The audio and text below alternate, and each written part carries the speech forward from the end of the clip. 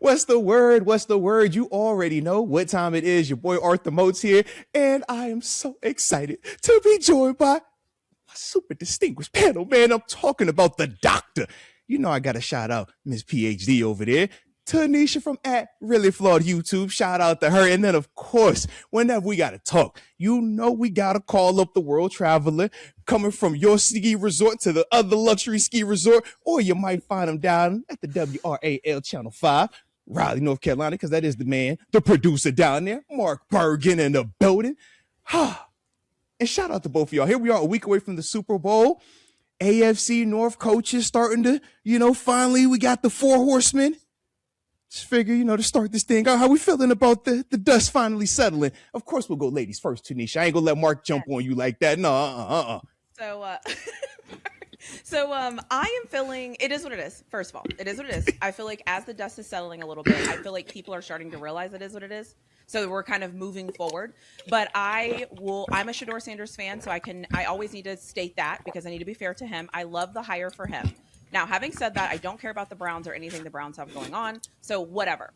I will say that I am interested to see the Ravens. I'm interested to see mentor the most because I'm very interested to see what he's going to bring to the team. If he's going to keep it, a lot of things similar. If he's going to change some things, I don't know if they've hired an OC. Like, I'm very fascinated to see what he's going to do there and that roster the most. I mean, obviously as a Steelers fan, I'm interested in my team, but I'm actually very interested to see these other coaches for these other teams. And look, and shout out to you already jumping in there like that. And that was on me. I was supposed to do a better job as a host and actually say the name of the teams and the new head coaches. So for those that don't know, maybe you've been traveling. Like we said, Mark, he's fresh off of the ski resort. All right. This is how he is. Okay. I live through him. I travel when he travels. Okay. Otherwise, I'm in a basketball gym with my daughter. Okay. But for those that don't know, the Baltimore Ravens, their new head coach is Jesse Minter, came over from the LA Chargers as the defensive coordinator over there. And then for the Cleveland Browns, their new head coach is Todd Monken, who was the offensive coordinator with said Baltimore Ratbirds, and he just came over there. And then we got everybody's favorite, if you like offenses and scoring, and that's good old Zach Taylor, the longest tenured AFC North head coach also at the moment, man. So shout out to him holding it down. But yeah. So now that we got those names out there, Mark, what's your energy on these dudes, man? How we feeling right now, baby? I'm going to drink some Yinzer Kool-Aid tonight, and let's power rank the AFC North head coaches. If we're talking about the best of the best of what we know right now and what they've accomplished to this point going into 2026, Mike McCarthy has to be at the top, whether you like it or not. Has to be point blank, straight up, because yeah, I'm excited to see what Jesse Minter can do. When the Ravens made that hire, I hate to admit this, it was like, yeah, that's a good hire. I like that hire for them. The fit makes sense to me. It's like a lot of times of who the Ravens draft, like when they got Kyle Hamilton, it's like, man, I hate to admit this, but that was a great move. This was a good move for the Ravens, but he's never been a head coach before. Okay, so then Zach Taylor's been to a Super Bowl. Mike McCarthy's actually won one.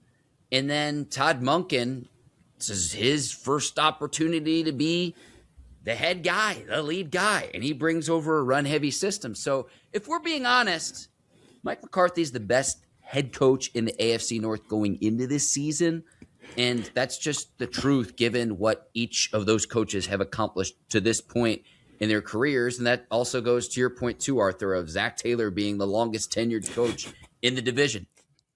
Now, listen, Mark, we are a week away from the Super Bowl. I don't need you coming over here and whispering all that good stuff in my ear. All right. I don't want to hear all this. Mike McCarthy is actually what it. Don't be. Oh, no. Get away. No. Let me hop in, though. I've lived in the South long enough to know this, Arthur. There's an old slogan. It ain't bragging if it's true. I hear you, baby. I hear you. Look. Hey, you better talk. When they say tell your truth, better tell your truth now, all right? Because I'm with you on it, man. And it's funny because we know internally how us as Steelers fans, man, kind of initially reacted to the Mike McCarthy hire. It felt a little bit like, the wind was cut from ourselves, right? It didn't really give us that, oh, man, this is that big pop, man. This is what we were looking for.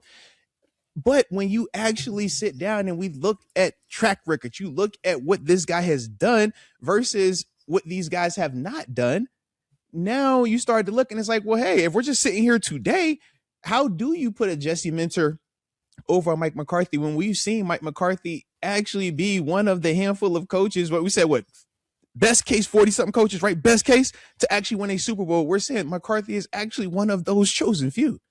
Whereas Jesse Minter, he hasn't done that just yet. We know Todd Monken, he hasn't done that just yet. And even with Zach Taylor, he was close. He was really close. But he still hasn't done that just yet. And as we know as Steeler fans as well, we don't celebrate close. We don't.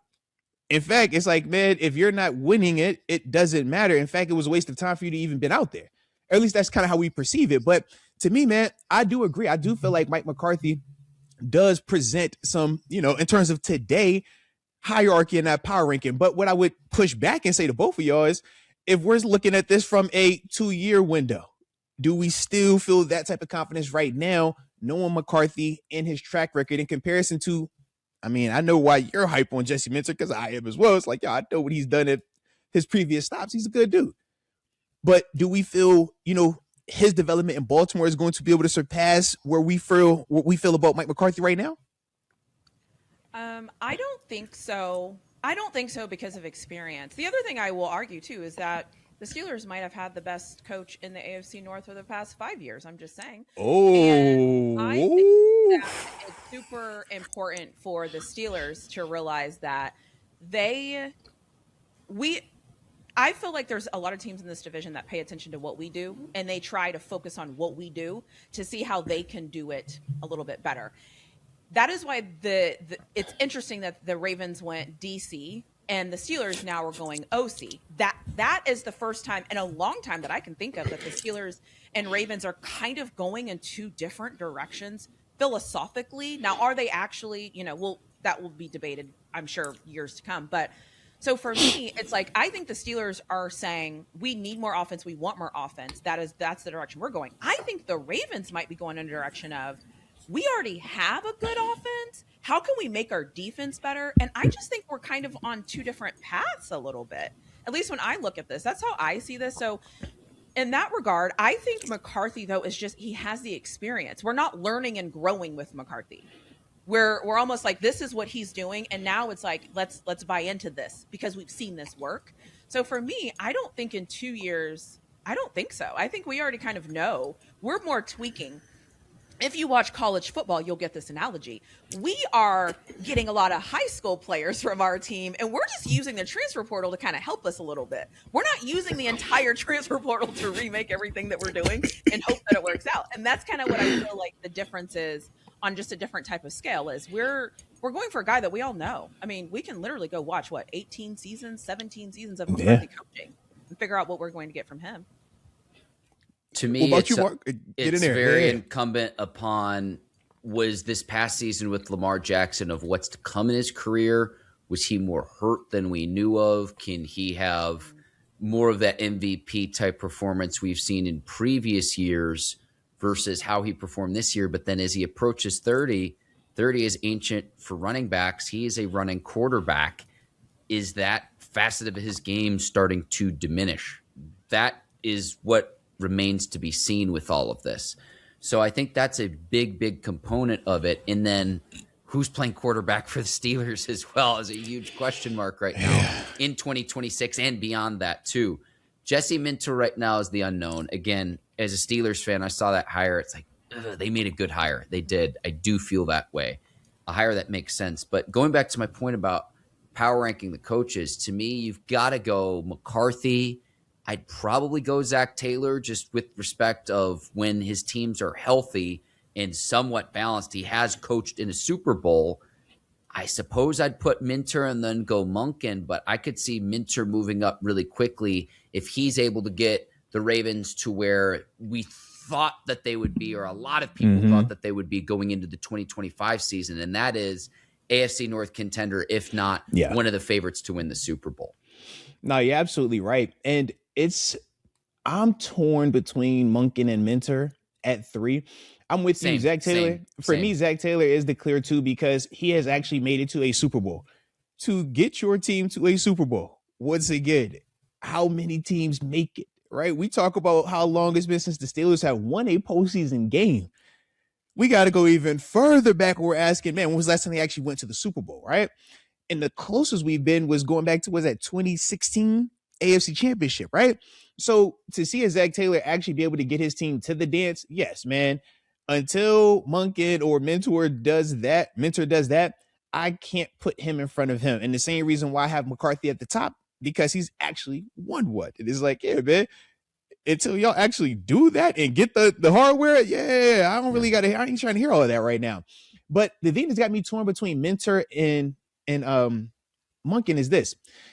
Jesse Minter defensively, man, when you talk about the Chargers this year, you talk about what he was doing at Michigan, you talk about the youthful side of it. I also love the fact that he worked with both Jim and John Harbaugh. So you're talking about a guy that, to me, has been around two guys that I believe are rock solid coaches, rock solid leaders, and understand how to get the most out of their roster. So if you've been developing under that, I like that. And then when I hear guys that have played for him, they all speak very highly of him, his leadership, his ability to communicate, and innovation, right?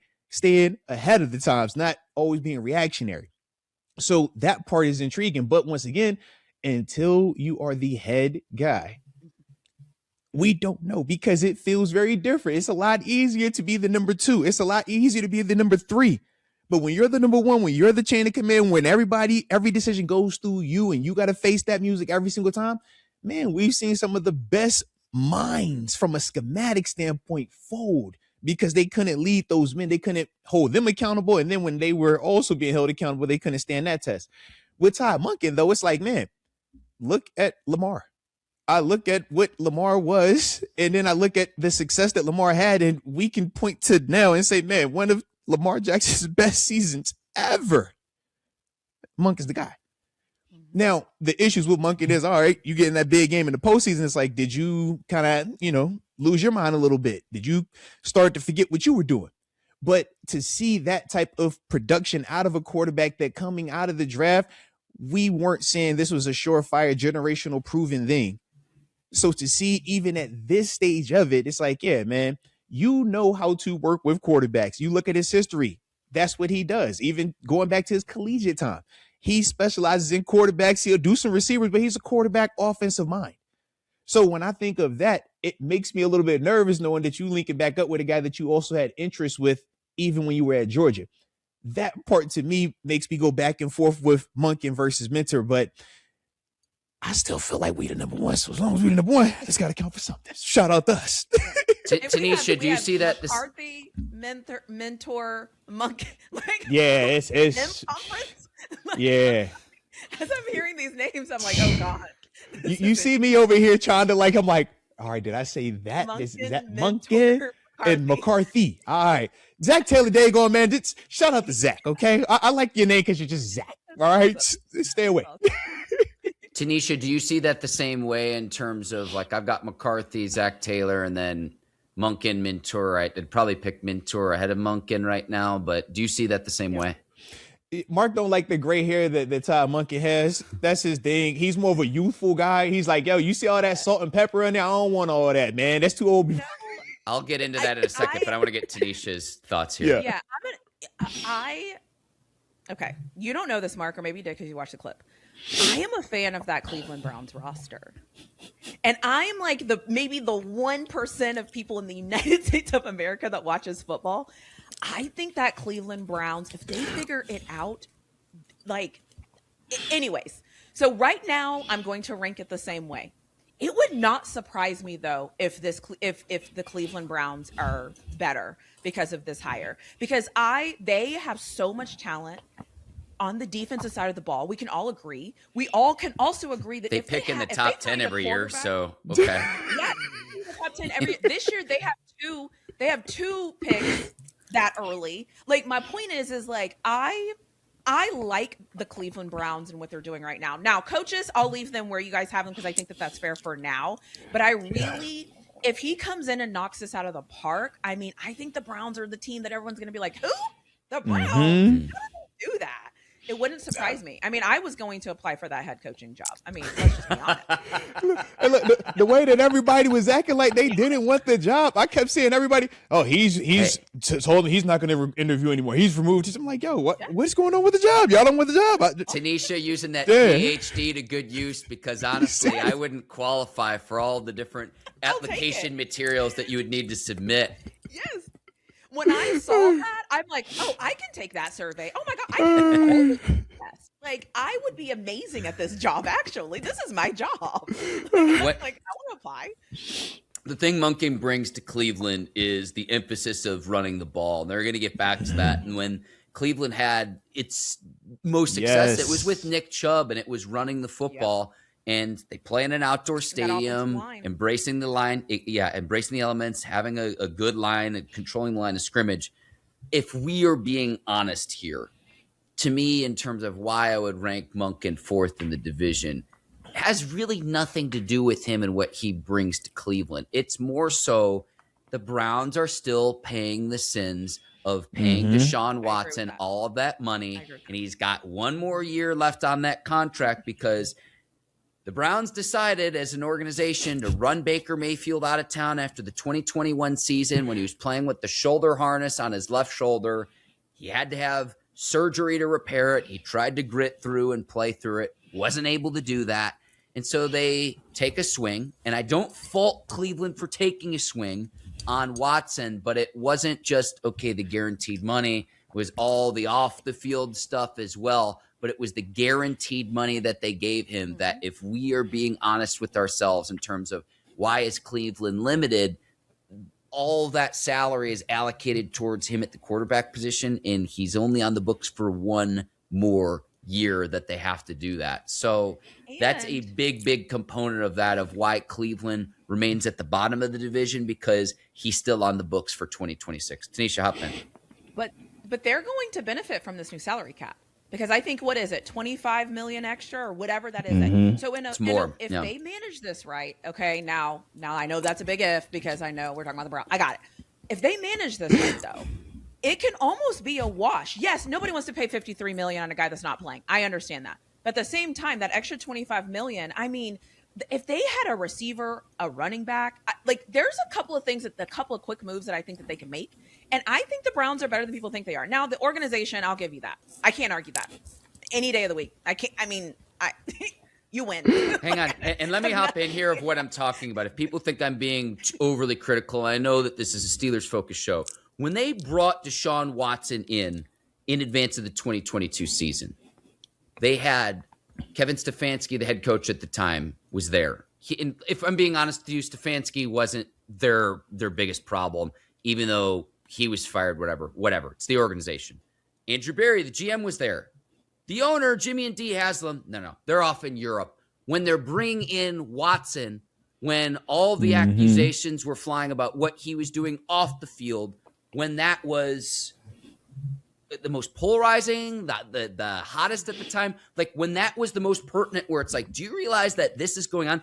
It was a story that transcended sports. So when they brought him in for his introductory news conference, the owners were not there. They were not there. So that's the organization that says, oh, yeah, well, he's learned his lessons. He's moved on. There's not a cohesive messaging there of everyone being on the same page of owner, GM, head coach, and new quarterback being there. The Haslams were not there. If you knew, if you were like, oh, well, is he going to have any on-field success and get his career back together? That was a sign right then and there that the owners weren't there when things were most volatile with all of the accusations and everything that Deshaun Watson faced in terms of what he was doing off the field. And then they decide, oh, well, then this is the guy on top of all of this. This is the guy we're going to give 200 plus guaranteed to. We can talk about players, coaches, when you're allocating that amount of resources to one guy. That's the reason why the Browns have been at the bottom. And the only way they've had any success was when Joe Flacco rescued them a few years ago, and Stefanski won one of two head coaches of the year. But that's why the organization has been what it is. I don't fault them for taking a swing at a quarterback. I don't fault them for that. But to say that it was a whiff, it was like a whiff at like 4 different at-bats for all the resources they allocated to Watson. And that's just the honest truth. It is. I agree with you on that, man. You're absolutely right. And I think the other thing that's pretty cool with this is you brought up Baker Mayfield, man, and how he was injured that final season and they got rid of him. Go look at the offensive coordinator that year, too. It's my man, Todd Monken. Todd Monken. Was it? So that's what sends him to Baltimore. Okay. That sends him to Baltimore for the next 3 years. We obviously see what he did with Lamar. And I understand with Baker, you're not going to win. Like, you're probably not going to win a Super Bowl with Baker. So I understand that. But he also should have been more valuable to the Browns than just to kick him to the curb, because he won Cleveland its first playoff game in decades. Well, I get all that, but let's also not, forget how the setting was too. Deshaun Watson at that time had led the league in passing. Deshaun Watson at that time was the baddest quarterback, or one of the baddest guys in the league at that time. And the whole him wanting out of Houston situation happened. And then after that, it was 26 plus lawsuits, civil allegations that popped up. So that's what made Deshaun not play for that season. In the following year, it was like, yo, you still got this dude who the last time we saw, he was a bad, bona fide top 5 quarterback. And the last time we just saw Baker Mayfield, like you said, he had the sling. It wasn't looking pretty. Heck, we were even in the sweepstakes for Deshaun Watson. Let's not act like the Browns were the only team. The Browns were the only ones that went and broke the bank. I don't know about Pittsburgh. I don't know. Yeah. They were the only ones that broke the bank. Yes, it was multiple teams in the mix. Multiple teams in the mix, man. But because now we have a chance to see the injuries and the bad play, now it's easy to just, hey, man, circle that. But what I'm getting to is this. Todd Monken, we said, what does he specialize in? Quarterbacks. Very interesting. The development of them, right? Making sure that they could get the most out of them. I want to see if Deshaun Watson is healthy, what does that look like with a guy like Todd Monken who actually knows how to slow it down for you? Because we saw how Lamar Jackson benefited. We saw Lamar Jackson go from being you can only run the football to throwing for what, 4K at one or what was it, 37, whatever he threw for last year with the 40 plus touchdowns and 4 picks. That's Lamar. Like, yeah, think about the running back. That's what we running back. It's like, yo, that's what. So I just want to. That's my only pause for the cause. That's my only reason why I look at that. And I'm like, what does the health of Watson look like? Because if it's healthy and it's with Monken, I think that's a little bit different just because of Monken's track record. I'm with you with Monken's coaching ability, Arthur. I think Watson's cooked just in terms of his career. I just. And again, you call me being a Baker truther here. But I love Baker. I'm team Baker. Trust me, man. I love 2021 Baker. When he was fighting for his life, and then OBJ's dad's tweeting out videos of Baker overthrowing OBJ. Mm-hmm. How did no one in the Cleveland organization, whether it was the Haslams, the owner, or Andrew Berry, who is a good GM, he's still there, Stefanski, or Baker's agent himself, to say, look, guys, if you have one eyeball, you could literally see that he didn't have it that year when he would miss high. And it was because of he played with the shoulder harness with the sling. Yeah. How did no one else say, you know what, guys, let's try to pick this up next year. We could pick up his 5th-year option. It won't be that expensive. And we could try to run this back for another year. I think they would have if the Deshaun Watson situation didn't present itself. I think that they just looked and said, man, if I can have a Deshaun Watson at that time, who we just said, led the league in passing. You could see the legs, but he was a true, he can throw the football. He's not a run guy. At that moment, man, none of us looked at that move like it was crazy. None of us looked at it like it was far-fetched. Yeah. 5 years removed from that, yes, way different. But in that moment, it is that's like, man, if you're in Minnesota before you sign Sam Darnold, you're like, hey, man, you're going to sign this guy. He's going to come here and he's going to leave. He's like, yo, man, get out of here. I'll take the bet against that. That's how that would have been if we would have said, who do you think is going to have the better 5 years, Deshaun Watson or Baker Mayfield, after what we had just saw up until that point? So that's my only pushback with it. After the fact, I'm with you. But in that moment, it's like, man, we weren't looking at Baker like that in comparison to Deshaun Watson. The one thing, Man, with I can't believe you Baker, got me though, over here arguing for no, these dudes, man. You got me no. over here feeling. I feel greasy right now. Okay, I feel greasy, Mark. Why are you doing this to me? because they had not won a playoff game since the mid '90s before. It Baker. was terrible. I'm with you. Like it's like a Yes. playoff win for the Browns is like a Super Bowl for the Steelers. I'm not trying absolutely. trying to be nasty, but it's just the I was reality at of the where the game organizations when are. Baker. I was at that game when Baker and them beat the Steelers. Pouncy last game here, and the boys sitting on the sideline. And you should have watched, man. You could see how it was literally Super Bowl-esque. Like, it was on that vibe, and we're like, I get it. When y'all have never beat and y'all have never had that type of success, the sustained excellence that we presented, yes, it's going to mean more in those situations. Absolutely.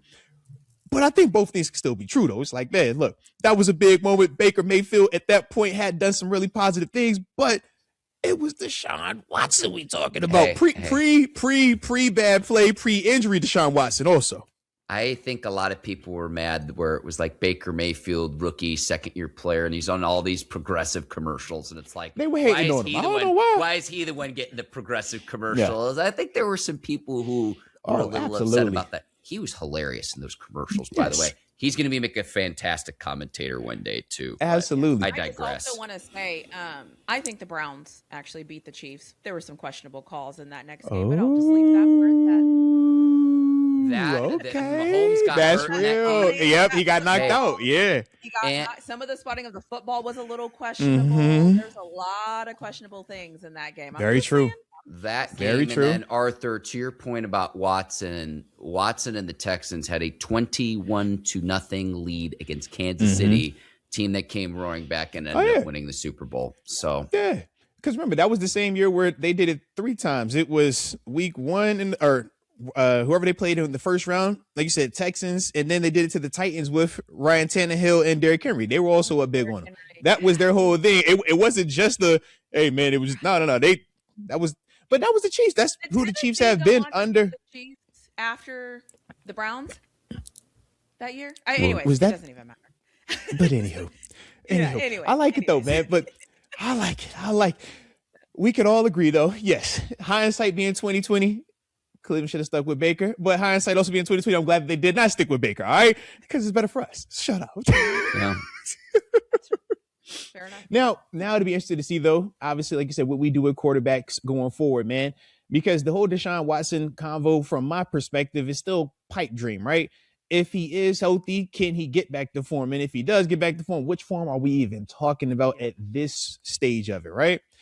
With Shador, the Pro Bowl quarterback Shador. Let me put some respect on the Pro Bowl. Excuse me on that one, man. Cleveland actually had 2 Pro Bowls too this year, so I'll put some respect on their scouting department at the quarterback position. But outside of, let's see, we know Lamar. Are we still putting Lamar at 1, or are we putting Joe at 1? How y'all feeling this quarterback then? I would put Joe if healthy, but that's also that's such a caveat. And I get that. The reason I think Zach Taylor still has a job is he could point to where it's like, look at all the times Burrow has gotten injured. If other coaches are in the same situation, what would their records be? I think that's why he still has a job. If healthy, I would still take Burrow.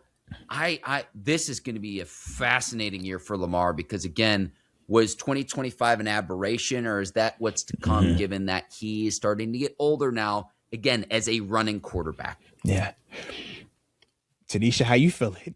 I mean, I hear what Mark said. I ain't want to push back just yet. You know what I'm saying? I'm going to take Lamar because there's more ways that he can win a game. And I think he can make his offense more dimensional than Joe Burrow. Joe Burrow is who he is. And I think those injuries are starting to almost limit Joe Burrow's ability because he's not wanting to stand in the pocket as long. I feel like you can tell he's been injured a ton. And I feel like Lamar is, again, I'm talking about old Lamar. I don't know how new Lamar is going to be or if he's going to be different. But I think Lamar has the ability to change the game so much that I think he would be especially in this division where you need to be able to run the football. I think that gives me the advantage to say Lamar Jackson. But TaNeisha, I have to ask you, with that, we've seen one guy take his team to a Super Bowl and ball completely crazy. Whereas we've seen another guy have some moments where he's balled up, but we've also had questions about, man, does it disappear in the postseason? Yep. None. How you feel about that part of it? Yeah, I like the consistency though of being able to take your team to the playoffs more so than the lack of consistency to not even get your team to the playoffs at all because you're injured and can't play. So I think availability continues to remain supreme. If you're available, again, I like consistency. Give me consistency any day of the week. And I just think Lamar's availability is more consistent. And I think his ability to get in the playoffs has been way more consistent. So for me, now what he does when he gets there, that's a different conversation. But we can't have that conversation with Joe Burrow because he hasn't even been there as many times as Lamar has been there. So TaNeisha, I think that's extremely fair in your analysis. I really do. And the one thing to your point, when there was a reporter who asked Joe Burrow about like his mental state, and he was talking about losing like the fun of football. And it's like, when you're the quarterback, you're the face of the franchise, the CEO.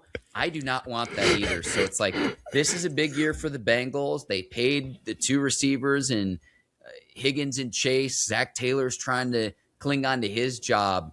This is a big year for the Bengals. So it's like, this is a get right year for them, very much so as well, because when they're right, they're really talented. They're as good as any in the league, but that's fair in saying that there's very much so a lack of consistency in Cincinnati. I think that's totally fair. Yeah.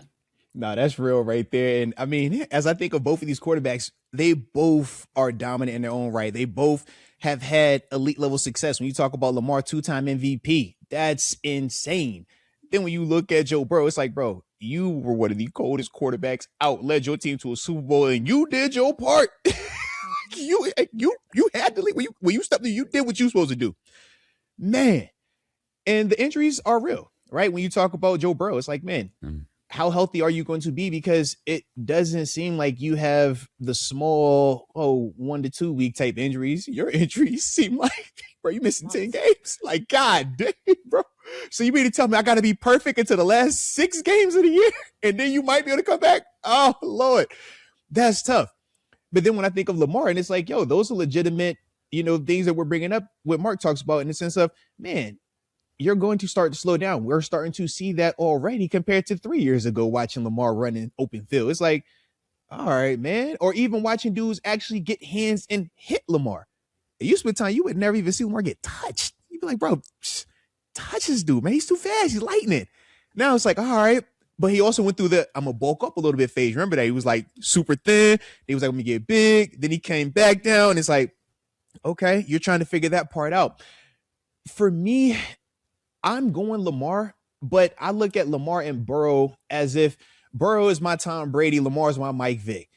I love Burrow if he can be protected because I feel like it isn't a defense you could put out there that he can't beat with his arm. I feel like his ability to make every single throw, anticipate balls, to say F your coverage, my throw is better.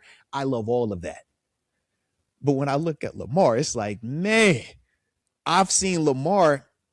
Yes, he can't throw it how Joe can, but he can make every throw Joe can make. Why? Because if you don't respect Lamar's legs, he is going to kill you. So it makes you play certain soft vanilla coverages that instantly make it a lot easier for him to see where he wants to go with the football. And that's how you have those receivers and tight ends over there for him making those type of plays where you're like, have you ever actually watched their routes when they make these big plays and you just like put the line here and just, oh, that wasn't a 3-yard route. No. That wasn't even a 4. That wasn't even a regular 10-yard. That was a 10 out, comeback, burst deep, and then Lamar does what Lamar does. That's the thing to me that makes me go Lamar, because when that is healthy, and it's been healthy for a while, it's super tough to defend. And it's fun to watch. And I think that that's the other part for me that I just kind of enjoy being able to watch a guy that's like, all right, man, if you're going to play these type of coverages, you better be able to stop my legs. And if you focus on stopping my legs, you better be able to tackle this guy when I throw it to him because, hey, you're damned if you do, you're damned if you don't. But that's, how I kind of view those dudes right there. I would love to see Burrow on another franchise. Because I do think the Ravens have maximized Lamar of whatever he's going to be.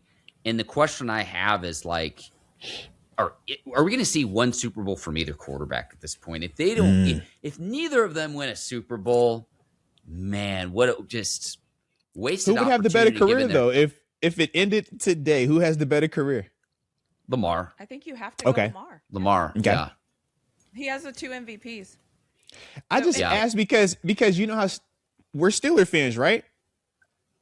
I thought that Super Bowls or getting to that mattered more than any of this other stuff. So if one person has actually got you to the dance to actually compete for the trophy, whereas the other has not, I just thought that would hold a little bit more weight. That's why people bring up Nick Foles all the time. You actually went to the Super Bowl. Now he won it. Shout out to him on that. But it's like, yo, you actually went there. I just figured that mattered a little bit more.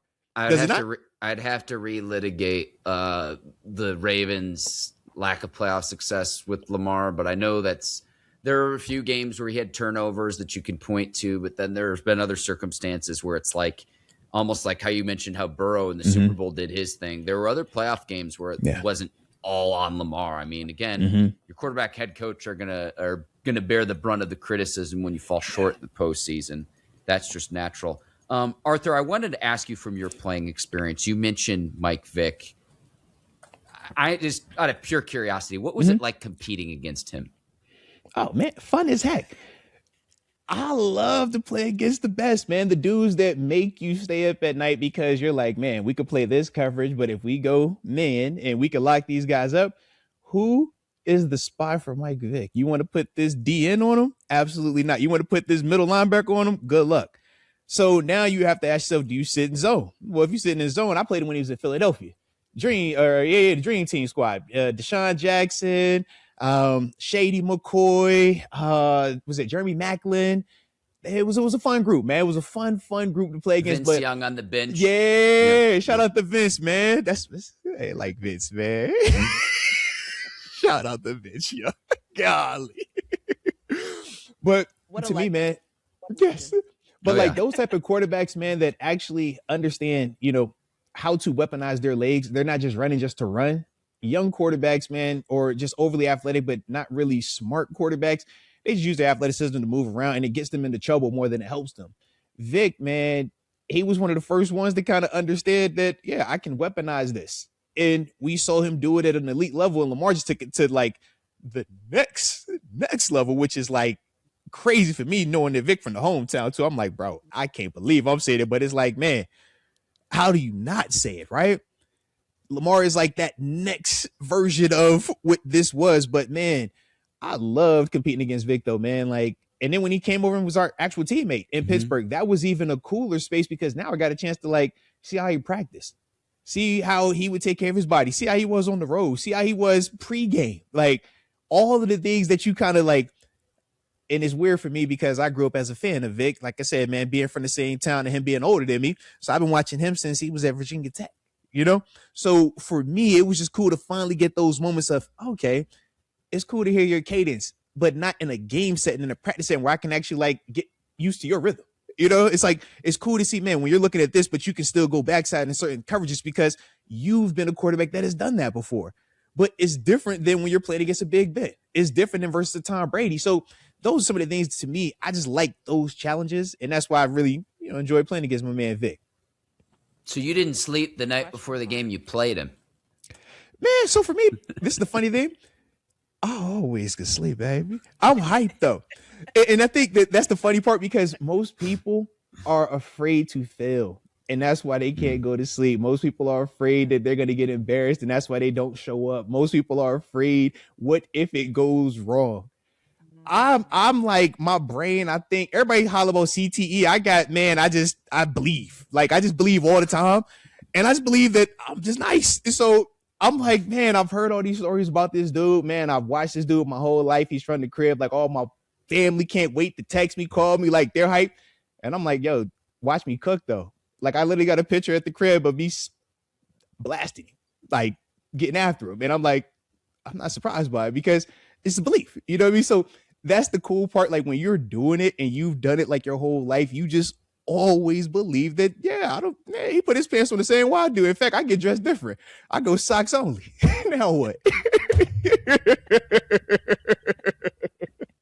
But that's just how we wired, man. Everybody has that edge in them. And you can't stay in this league and stay as long as, some of us do if you don't kind of have that, like, yo, I'm cuckoo. I don't believe what you believe. All right. I know I should respect this. I should be fearful. I should be like, hey, you're the God, you're the GOAT, but I'm more Dylan Brooks. We're going to find out, bro. Yeah. Shout out to Dylan Brooks. I don't even like him, but it's like I can respect it because I know that. I'm like, yeah, bro, y'all might be over here hollering about, oh, bro, it's such and such. I'm about to put this picture on my wall when I blast him. That's all. Like, I got a Brady, I got a Vic, I got a 7, I got shout out to my. That's how I look at it. It's like, yo, we're going hunting. All right. Yeah. Who cares about them? Legends, man. Legends. Yeah. I love it.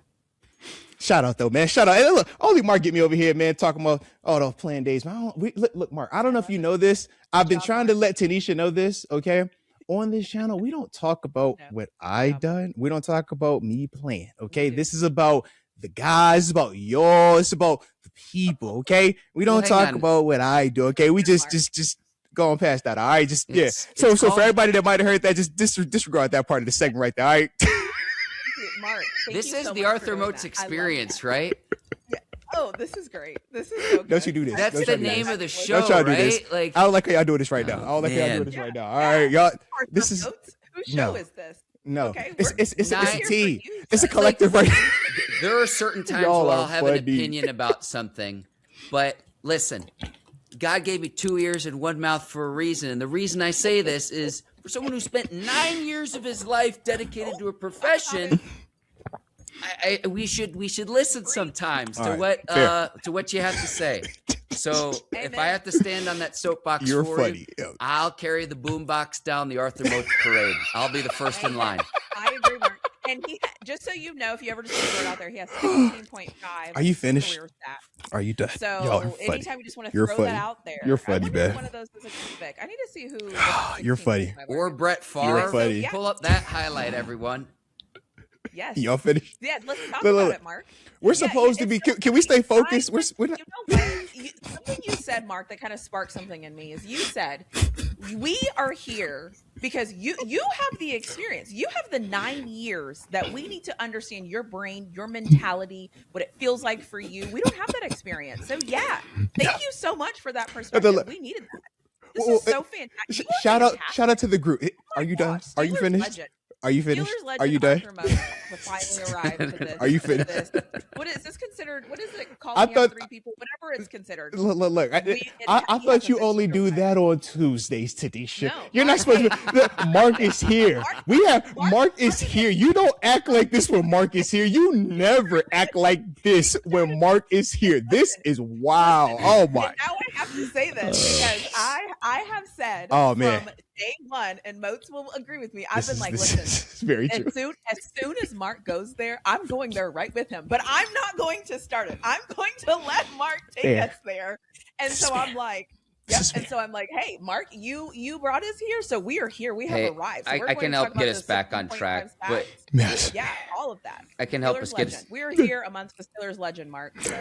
And I say this because I might not always agree with everything that either of you say, but the perspective, even if we disagree, I can at least respect given what both of you have done, not just in your careers, but also like growing your channels as well. Like this is one thing for anyone listening or watching this, and listen, you might not always agree with what we have to say, but then I look at the comments sometimes. It's like, where's your show or your podcast or your following? I don't know who this Mark is. So welcome at any time, on any day, at any moment. You just let me know, and this Mark is welcome at any time. Somebody kidnapped Mark on that ski resort, and this is a different. It's not the same Mark. I love this version. Yes. I was not ready. Hey, I will say this. Everybody in the comment section that is not Team Mark, that is a you problem. You should ask yourself, listen to the things that Mark says. Like, you might not agree with what he says right away, but think about and figure out why he might be saying it. I feel like we spend so much time disagreeing with what people say because we don't agree with it, instead of listening to what people are saying and trying to figure out, okay, well, maybe I do kind of agree with this part, but I wonder, okay, just try to understand the perspectives. That's what we're here for. You don't have to agree with anything I say ever, but just understand my perspective. 100%. And shout out to you, Mark. Oh my gosh. Hey, thank you. Listen, shout out to Mark. On my Canadian sabbatical, I had a lot cooped up. Didn't get to podcast for a week. I had a lot of thoughts going on in this noggin. A lot of them. Mark, they came back with a vengeance. I was like, yo, Mark, you were shooting today, Lord. I like it. enjoy it. I love it. You even have Moats, or sorry, the Steelers legend bringing out Are his you done? rag already. I'm about to say I never have to do. I'm like, yo, y'all. I'm like, yo, Mark got me in here warm. I'm like, yo, Mark, jeez. and he had said this on live before. Anytime we go on Tuesday, he usually doesn't wear hoodie and stuff because like I'll just all right laughing. So the fact that he's here hoodie Yes. at all of the stuff I'm and hot. you're doing I'm this just is like, yo. This is absolutely fantastic, Mark. Never change. Never. Shout out to Mark today, man. Shout out, man. Shout out. I was in Canada. Arthur was in a gym. It's 72 degrees and sunny, just like Tom Thibodeau says, in a basketball gym. It's another slice of paradise. It is. That's real. That is real, man. All right, let's go. Shout out. Look. Shout out to you, Mark, and shout out to the fun. All right, like you said, you gotta laugh. All right, life's too short to not be laughing. All right, football Amen. doesn't always have to be serious. Content creating doesn't always have to be serious. Sometimes you can laugh. All right, just laugh it out. All right. So with that, all right. I know we spent a lot of the time, man, focusing on the top two quarterbacks, man, Joe Burrow and Joe Burrow and Lamar Jackson. But in terms of the other two situations, we know right now, as it stands today, if Rodgers is going to retire, we got two quarterbacks under contract, Mason Rudolph, Will Howard.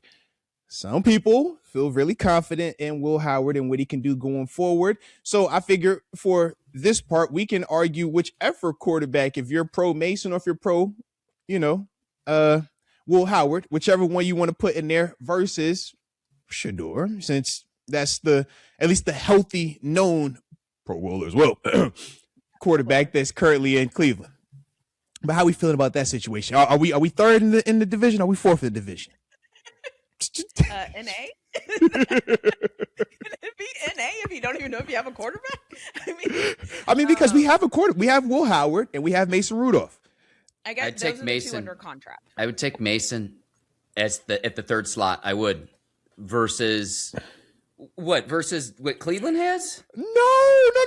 I'm just saying the fact that you said you went Mason over Will Howard. Will Howard?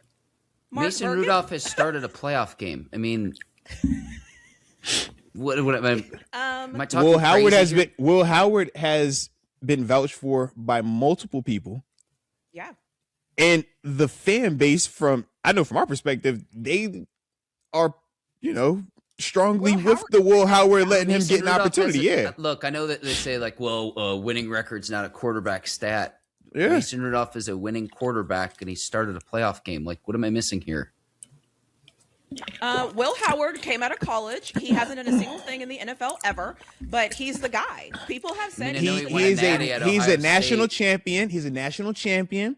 He has great size, big arm, athleticism, nostalgic in the sense of Ben-esque. If you look at him, like just turn like guys, yeah. So I think he also played in Ohio. Same did Ben, right? Yes. He played Ohio State, Ohio. Ben also Miami of Ohio. So I don't understand why you're not taking him over Mason Rudolph. I mean, when he accomplishes something at the NFL level, I know he was injured and so he didn't play in the preseason, but just like wake me up when that happens. I mean, and look, if he gets Mark that said, opportunity, I ain't hearing none of this, if he gets man. that opportunity, what does that say about where the Steelers are at? Just given if he plays, that probably means the season has gone south, or we'll see the first losing season in 2 decades. So just let me know when that happens, and I can move him up this power rankings right now. But if you're talking about the third best quarterback in the division of what they've done on the field at this point in their careers, give me Mason Rudolph as it stands right now. Could that change? Sure. I mean, if Will Howard has a great offseason and I don't know if Rodgers retires and they don't bring in a veteran who can compete for the starting job, maybe we can open up those conversations. But to get to that point, a lot would need to happen. And a lot would need to happen. Like for him to see the playing field, I think a lot would need to go south for the Steelers to say, okay, let's see what we've got with Will Howard. Because, again, he was a 6th-round pick. It's not like he was a first, second, or third-round pick.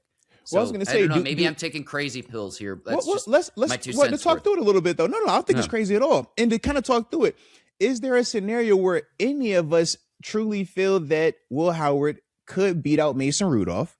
this offseason. It could happen. Because that's like, to me, I think more of that space than, all right, man, we didn't had to really belly up and now we're turning to Will Howard. I want to at least put it in a more of a positive light. Okay. So if both of these quarterbacks get the full offseason together, right?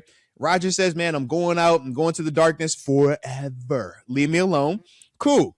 All right, So we he's rolling back with on these McAfee, two dudes. but yeah, I got you. Yeah, you know what I'm saying? Wait, look, for a hypothetical here. All right. So with that, though, can a Will Howard, who, like we said, is younger, we haven't seen the negative from him at this level just yet.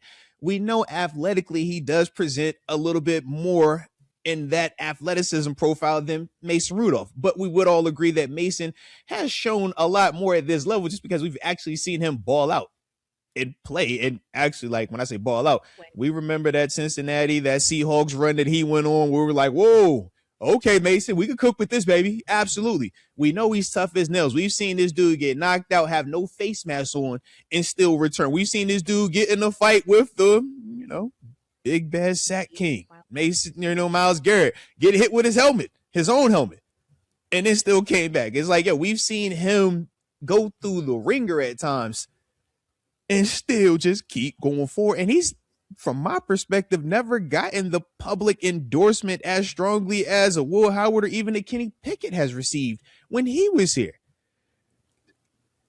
But I don't know. Can you think Will could do it? Could he beat him out? I mean, can he? Sure. Can he? Is it likely? I just don't think so. I mean, I'm with TaNeisha. I guess my point is too, is like the way the NFL works, there's all of these lead ups, right? There's training camp, there's all of these things. And then you get into the preseason. Even just playing in the preseason game is a lot for a new guy, a new player, new cadence, new team. Like there's so many things that he has to do, and he has to do them better than Mason Rudolph at this point, because Mason has done it. He's been there. He's proven. I mean, let's be honest. During the preseason last year, all of us were like, oh, if Mason Rudolph has to come in, he didn't look too terrible. That wasn't too bad. So that's a long, to Will Howard's defense, let me just say this, because I think so many times we put all of these expectations on people, but we don't give them the time they need to really get there. Bless his heart, he hasn't taken a single snap in the NFL yet. That's not a knock on him. It's just he hasn't. And for me, I'm not willing to say a guy that hasn't done that yet. I don't even know what my expectations are of him because I haven't seen anything. So it's like, what does his voice sound like? Does he talk loud enough in the stadium? Does he even have control over the huddle? Do we even know? Can he read defenses? Like, we don't even know. We have no clue what he can do. And that's not a knock on him.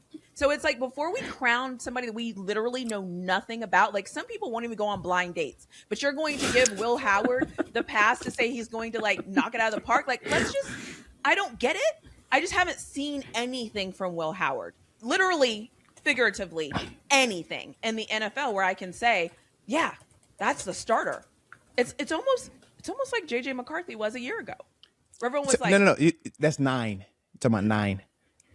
JJ McCarthy. I mean, the man had 9 interceptions in one game. It felt like. So, but my point is, put some respect. It's like that's what everybody did that with JJ McCarthy, and then we all saw what that kind of looked like. So I'm just like, what are we? Let's temper expectations and let's allow Will Howard to go through the process. I don't know why we always want people to skip the process, but so that's my take. Yeah. I mean, give me Mason Rudolph. If I had to choose one, give me Mason Rudolph. I need to see more Will Howard, and when I say more, I mean more of everything. Yeah. I mean, I haven't even seen him throw it a pass. Have we seen him throw a pass yet? No, that's real life. Like that's real. That's real. What are we doing? I mean, shoot, as we look. Oh, go ahead. I was going to say, to piggyback off that too, if you're Mike McCarthy coming in, might not have been the most popular hire, but you understand what it means to be a part of the Pittsburgh Steelers organization because you grew up with it. You're going to go with something that it's a way more of a known commodity, and it's not terrible. Arthur, these are your words when he came in to fill in for Rodgers. You said Rudolph can get you out of a stadium. Is he an elite level? Is he a all-pro? No.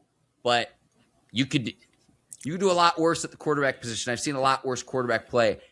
Mason Rudolph has developed, whether you like that or not. He was almost out of the league, but that 2023 season, he figured something out in that 2023 season, got his shot in Tennessee. That didn't work out. He comes back to Pittsburgh.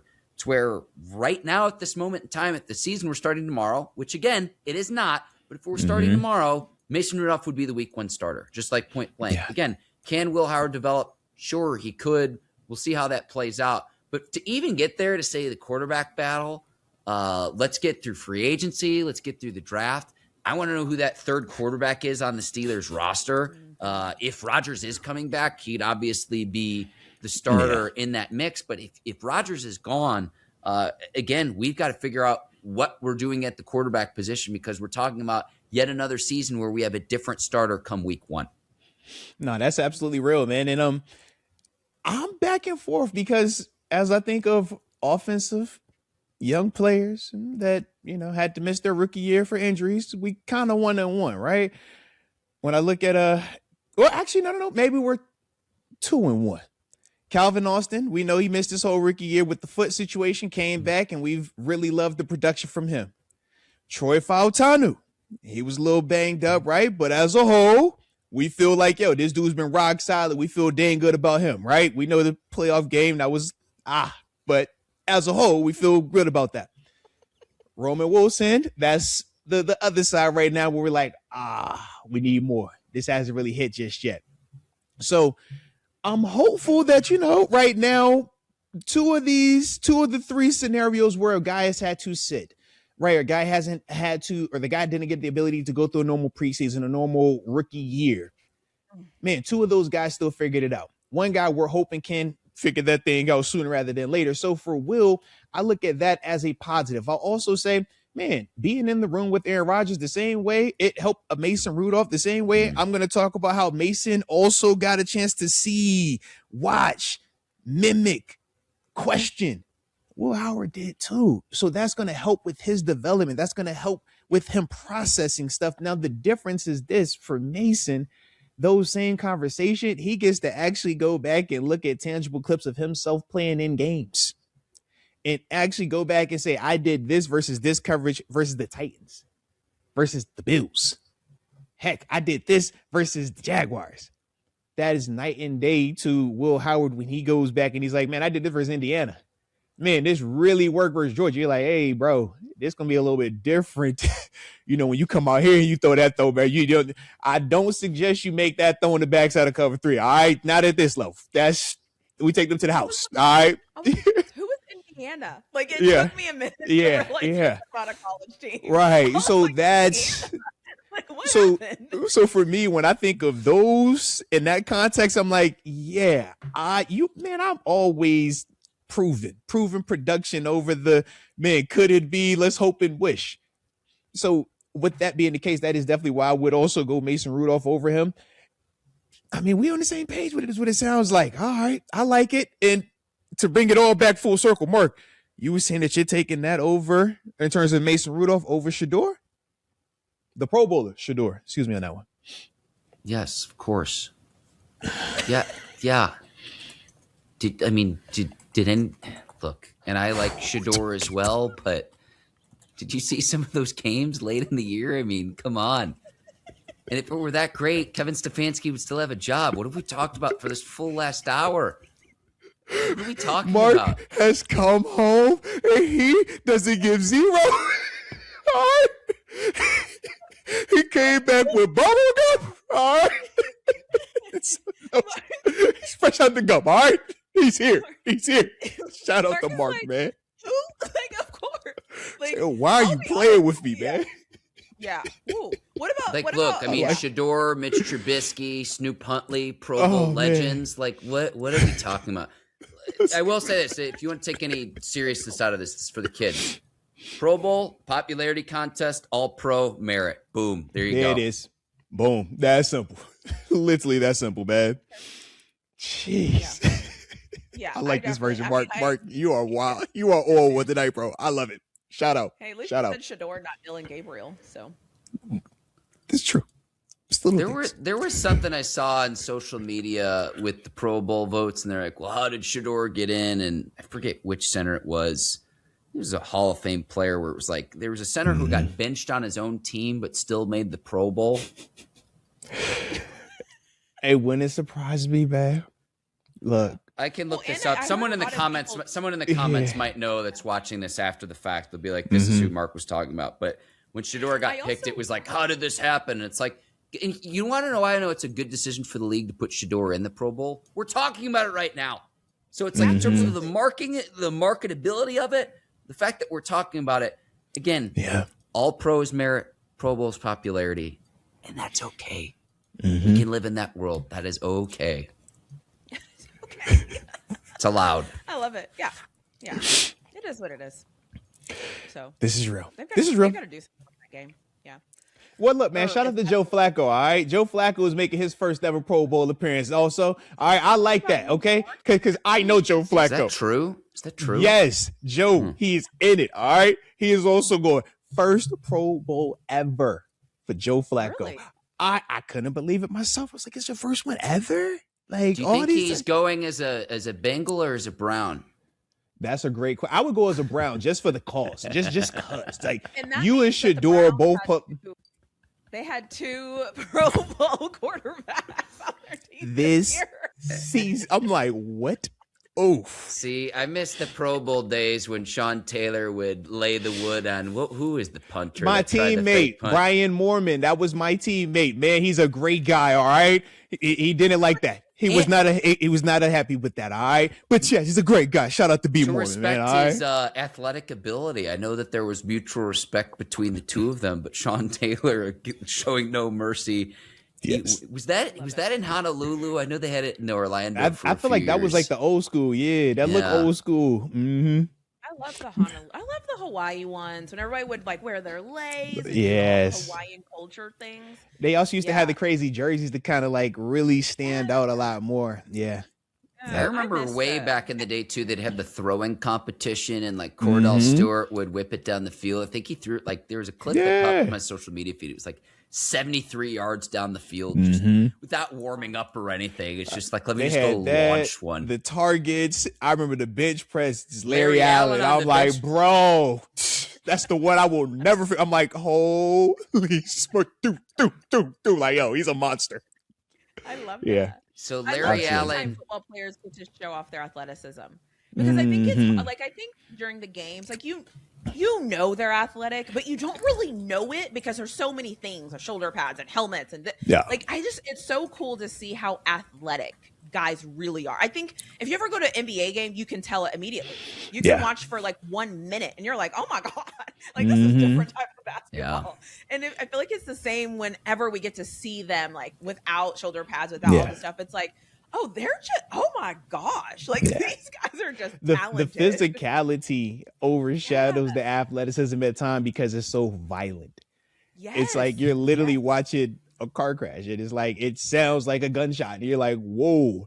So you don't realize how quickly that guy covered 20 yards and how quickly this dude made this dude in a 3-foot radius.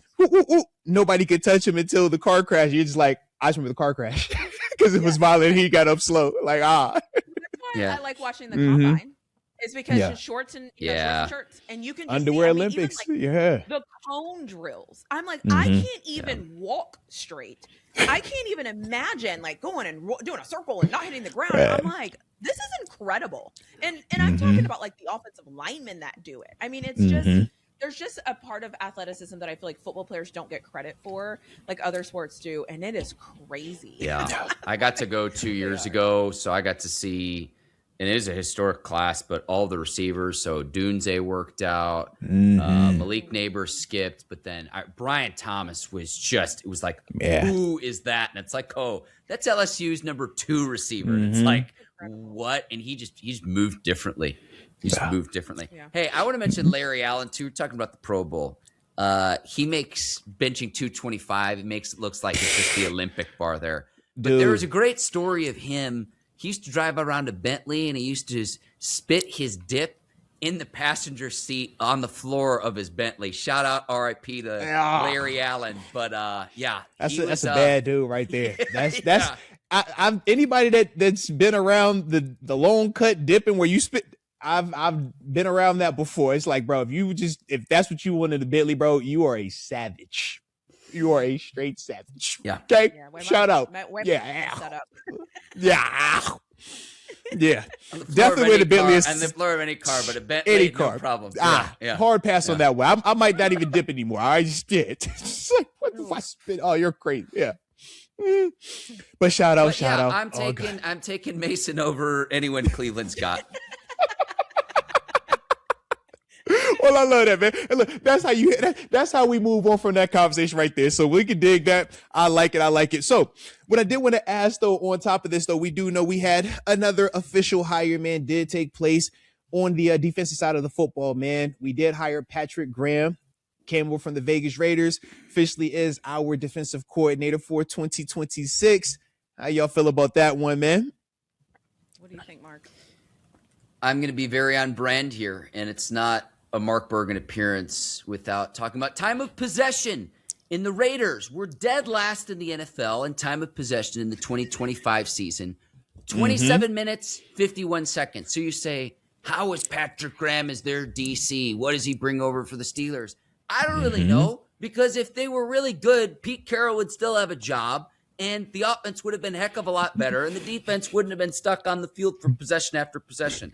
I like that he's got a rapport with Mike McCarthy. I like that they're keeping the 3-4, but it's really hard for me to evaluate considering the Raiders offense did not much of anything this season because they couldn't stay on the field. Let's go. TaNeisha, how you feel? You want to get on that, or we want me to get in this first? Yeah, let me just tell you something, okay? I did what any smart person would do. I decided to research, and I decided to ask ChatGPT what I think about it. So I thought, why not? Like, I have a 24-year-old sister that was like, whenever I know something, I asked ChatGPT, and I was like, well, let me see what ChatGPT is going to tell me. So this is what ChatGPT said. It said 5 things. This is a structure over splash hire. Graham adapts to personnel, which matters in the AFC. It said that it signals McCarthy wants stability, not chaos. The ceiling depends heavily on the talent, not the playbook. And it says, from a Steelers perspective, it's not scary, but it's competent. I kind of think that's exactly what Mark was kind of alluding to, where we're like, yes. And so I am going to just take ChatGPT's feelings on this, because I also wasn't sure what I thought about it. And I thought ChatGPT knew more than I would. And so I will just take their word for it. And I don't really know.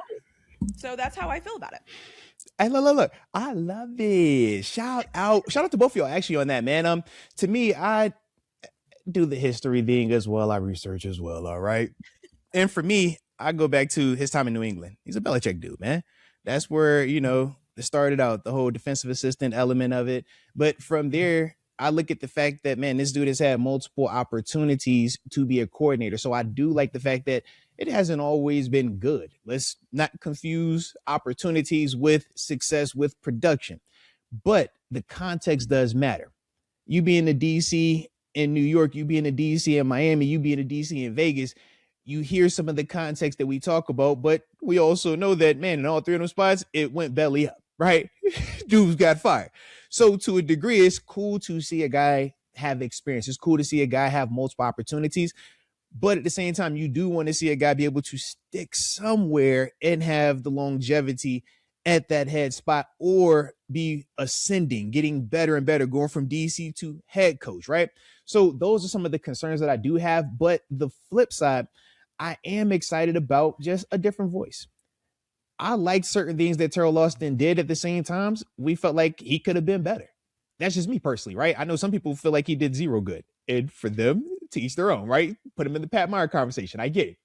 But to me, when I look at Patrick Graham, it's like, man, you're going to have certain experiences from these different stops that you were at, from these different players that you've had to work with. But the positive is none of those stops had a defense with this type of talent, had a defense with these type of players, had a defense with this type of depth. When we bring up Vegas this past year, we're going to all say Max Crosby. If I said name somebody else, Robert Spillane, nah, he don't play there no more. Now what? You're in my brain. You're in my brain, Arthur. I was going to ask TaNeisha that question, and honestly, off the top of my head, I don't know the answer to that myself, and I watch a lot of football. ChatGPT didn't mention that anybody else's name but Max Crosby. Catch what I'm saying? When it comes to this coaching tree. So when I think of the talent that he's had to work with at some of those stops in comparison to when we talk about our defense, the highest payroll defense, right? It's like, I do feel like that is a little bit different. It's kind of like, man, if you're a great driver, but you've only driven Honda Accords, watch what happens when I put you in this Ferrari. You know?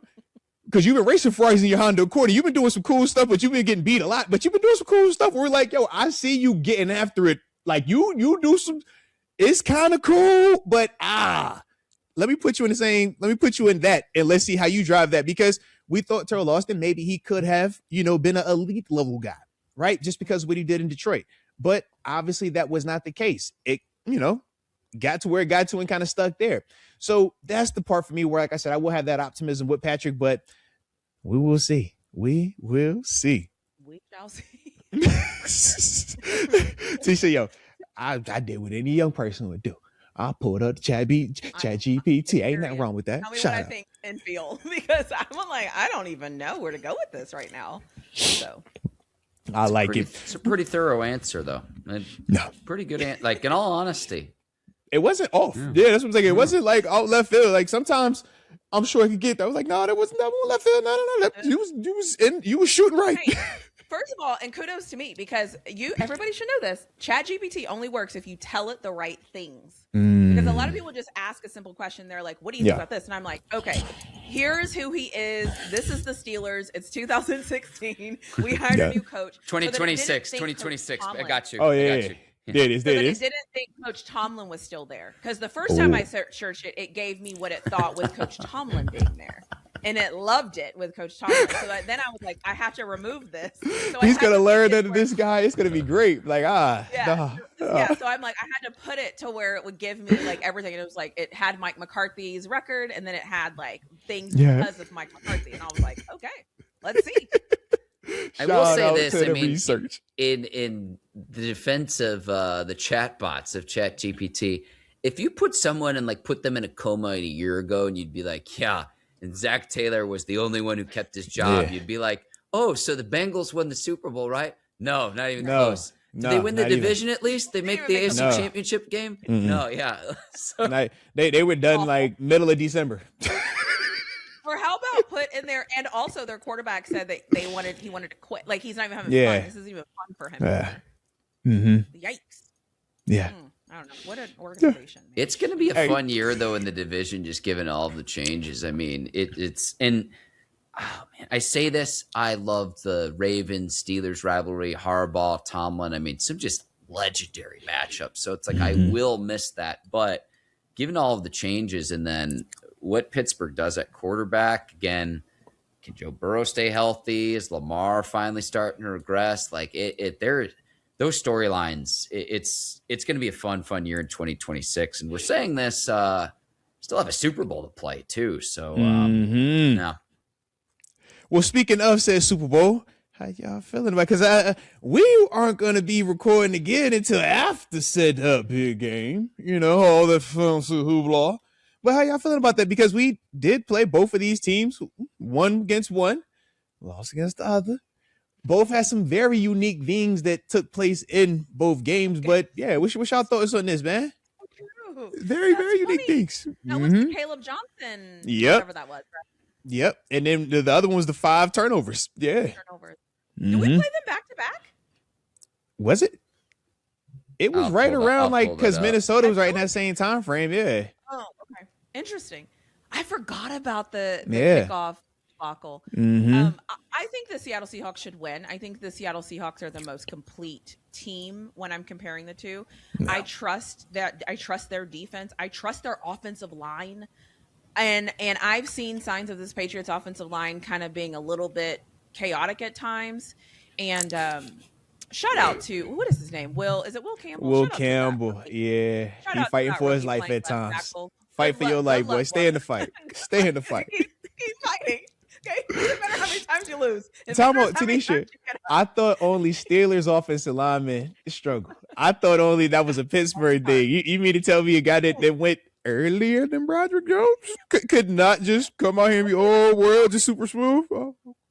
Yeah. So Will. Hey, hope.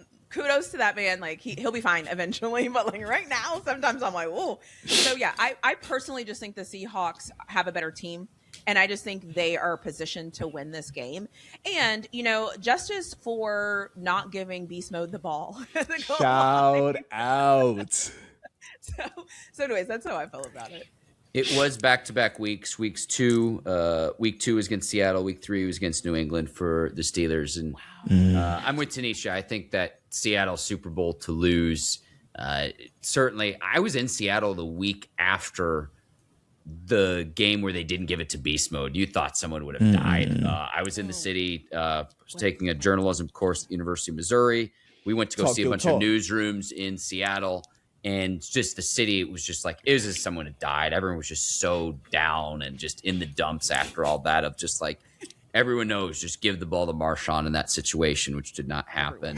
But I'll say this. I think it's Seattle's to lose. I mean, unless Sam Darnold starts seeing ghost, or if he gets mono again, I mean, I don't see Seattle losing this game. I think it's just like they've been the odds-on favorite, and I think that's going to come to fruition come Super Bowl Sunday. I really think that they're just firing on all cylinders right now, and I really think I just think they're the top team right now. I'd be very surprised if they lost, to be honest with both of you.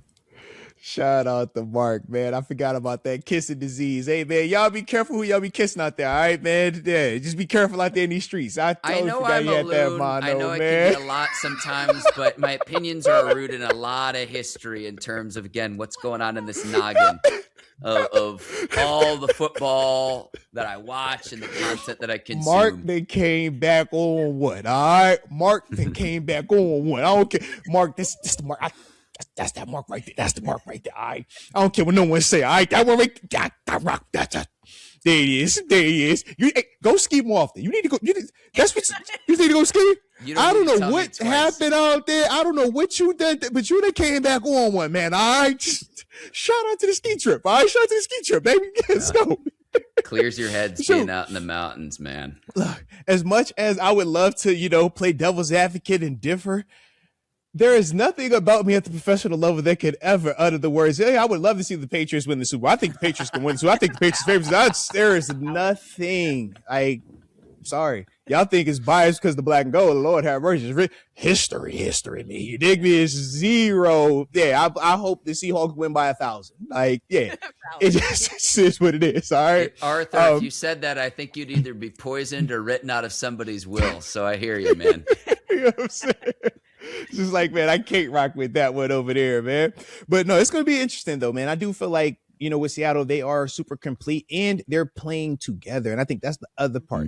It's not they're just surviving. It's not they only have one player that's playing out of his mind. No, they can run the football. They can throw the football. They got a receiver that's having an all-world type season. Heck, we're seeing people say, hey, if you could keep one, cut one, bench one between Justin Jefferson, Jamar Chase, CD Lamb, and Jackson Smith-Njigba, who you taking? They'd be like, hey, bro, man, JJ got to go. You're like, what? Y'all say what? Like, that's how he's playing. Exactly. Exactly. And I'm like, oh, that's what we're wowzers. What did you call him earlier? Thanks 9. See what 9 to do to you? Look.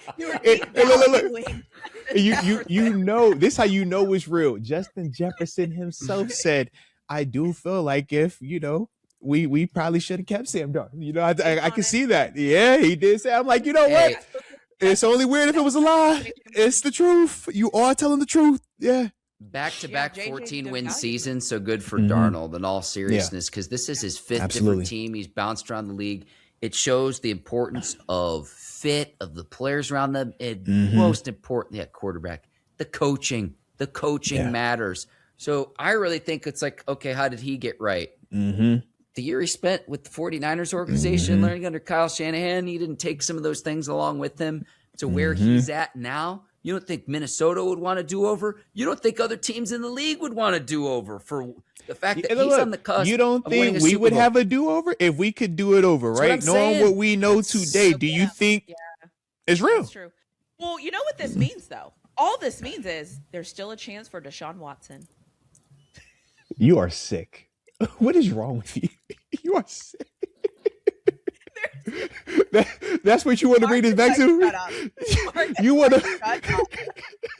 It's like, she gonna bring us all the way back to there. It's crazy. Is that time? time off. The game has slowed down. There's still time for Deshaun Watson. Okay. I'm sorry I had to say that. I don't know why. I was trying to keep a straight face so you wondered if my screen froze. That's what I was trying to do at that point. Oh, man. Deshaun Watson, all right? You're never out of the fight. What is Deshaun Watson? You can have all of my Deshaun Watson stuff. You can have all literally, of it. All of it. And I was over here about to follow with Sam Darnold talking about, Mark, that's not the only thing. It's not just good coaching. It's resiliency. It's never not believing in yourself. Excuse the double negatives, right? But you can't, you always have to continue to have that self-belief. And Sam Darnold, he went from literally being the guy that said, I am seeing ghosts, right? Literally. To now being the starting quarterback for a team that's going to the Super Bowl, and not just, dragging him. He is a big part of why they're going. Yep. That's a belief. That's a confidence. It reminds me of even when we talk Baker Mayfield. Man, when you deal with what Baker dealt with, and now you have to go and bounce around from Cleveland to Carolina to LA, it's like, dude, is it me? Right? Mm-hmm. But then you get somewhere where it's like, okay, I got a chance here. They kind of believe in me, or they're going to give me a fair shake. And from there, you could just see when these guys can actually play with the confidence, but then the organization puts their arms around them as well.